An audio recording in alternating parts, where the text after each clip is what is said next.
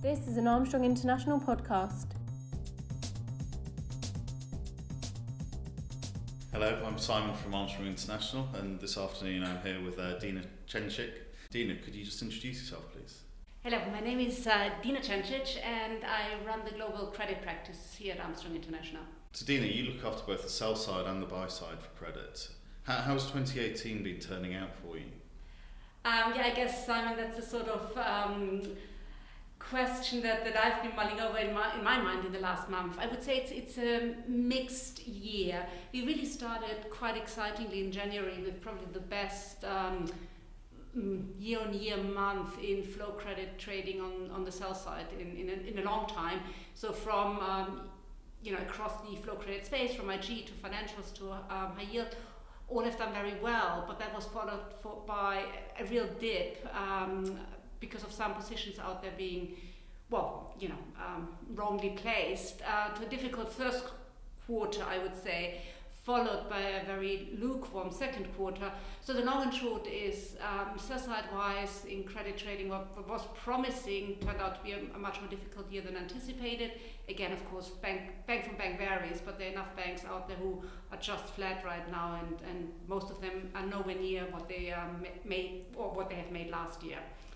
That compared to the buy side is probably a different picture. The buy side has really been focusing on asset raising. So if we again step back to the beginning of the year, CLOs continue to be a very hot topic, be it on the PM side, in secondary, primary, also analysts. Pretty much all the funds were interested in it, the established ones versus also the ones who wanted to get into the area. However, that topic, especially for the ones who wanted to go into it, I would name here the mezzanine funds or the direct lending funds who as yet don't have a CLO presence, have then decided to put it on hold to first asset raise, and all this has pushed the activity back into the year. Yeah, so sorry, it's a long-winded answer, Simon, to your question. No, that's okay. The more the better. Just going back to the sell side, has it been the same trend across the whole space, or is there any difference between the IG and the high yield activity? Again, it's good you pick up on that. I would say we are talking.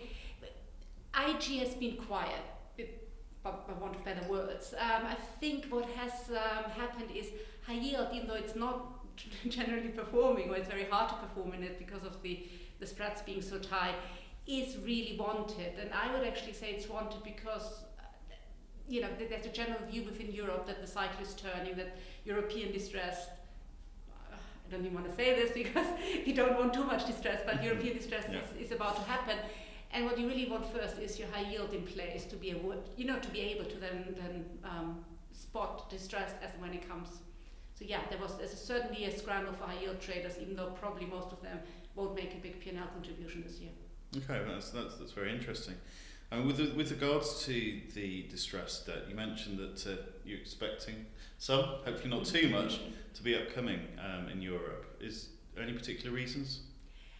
I mean, again, I'm not the best placed person to talk, to make investment decisions on. But I think if you speak even pragmatically, let's look at the retail space in the UK. I mean, everyone who reads any sort of newspapers or watches news knows we had House of Fraser now going into liquidation, Maplin, and that's just probably the beginning. It's there. The question is how far-reaching will it be? Will it be only the retail space? Will it travel further? And then we have still this sort of sovereign situation, which is, for want of better word, worrying. Italy, we all know, was hanging in the balance, and didn't make anyone happy. For a week, you couldn't get hold of the trader if you, for want of trying. And what impact is this having on sort of the hiring market from our clients? Again, I think probably a mixed picture. As I said, the interest is there, the eagerness to interview, to meet people, it's all there. What we certainly see is there is a delay in executing it, a delay in making final decisions, and that has an impact. So I would say there's a lot of talk and frankly less action. Okay. Hopefully from our side that will pick up. Let's hope so. You mentioned, I think you mentioned earlier that firms are doing sort of asset raising in this country. Is that the trend of the US firms coming over to the UK to do asset raising, or is that all firms?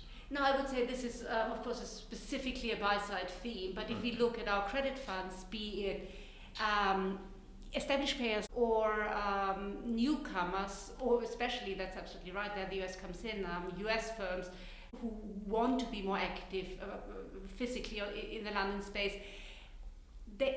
in other years they would have have the person in place first and then follow with the assets. This year we really see that funds defer the decision, say let us first finish the asset raising and then decide on who we want to hire and what the position will be.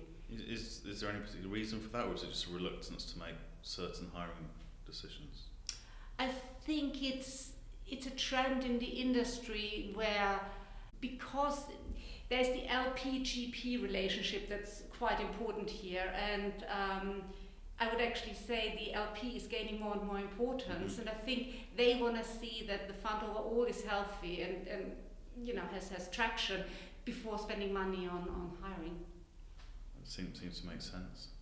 Now, with regards to looking at sort of the talent pipeline for your clients and the industry, are people tending to be looking at sort of the senior hires, or are they looking for more sort of building that junior pipeline to come through, given the fact the industry's been quite established for a number of years and settled?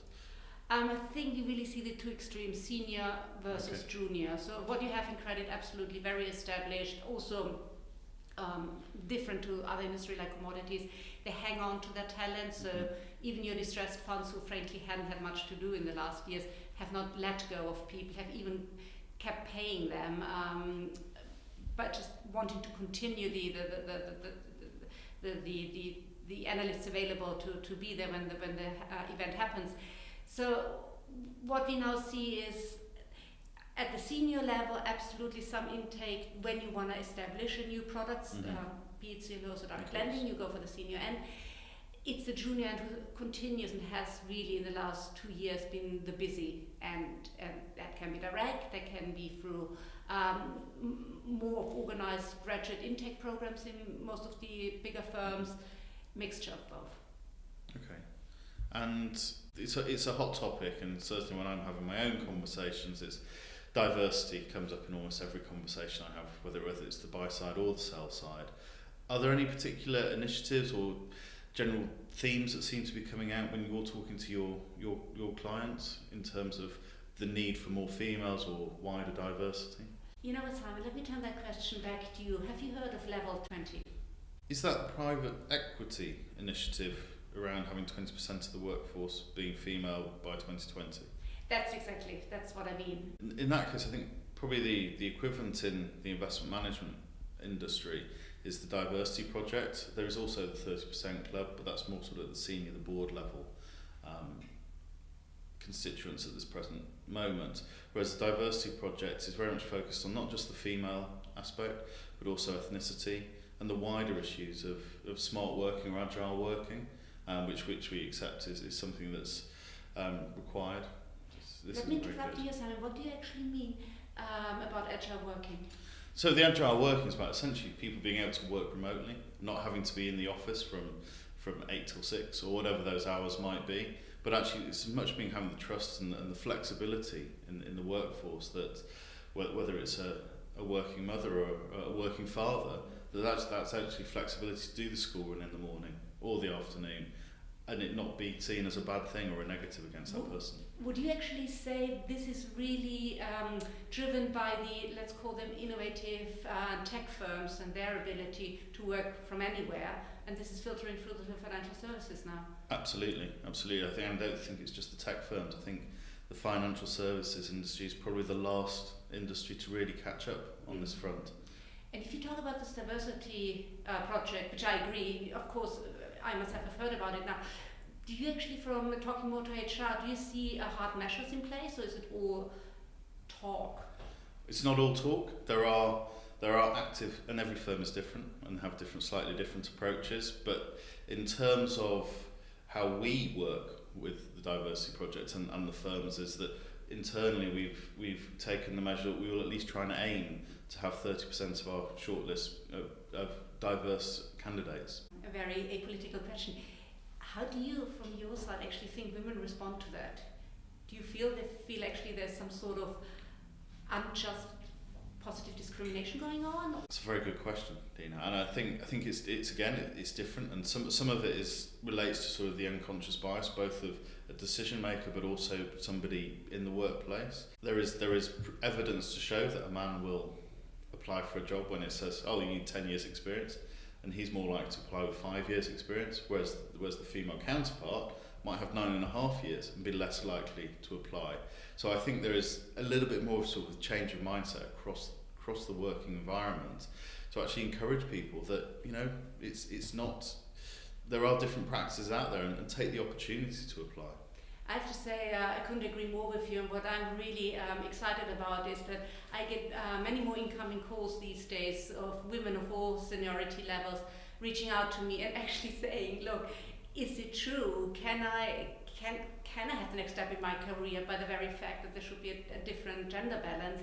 And I think that that's really what we have lacked for a long time. There was too much heads down on my side of the pond, so to speak, and I'm glad that that's changing, and the awareness that you're not acrimonious if you actually ask the question, how are you treated, next to your male colleagues or any colleagues, to be fair. So yes, I agree with you, Simon. I think there's a change happening. No, absolutely. I think I should really mention our return to work portal on our Armstrong website, which really tries to capture that change in society of both men and women, or whoever feels that after a career break they really want to come back and contribute, because they will have a lot to contribute.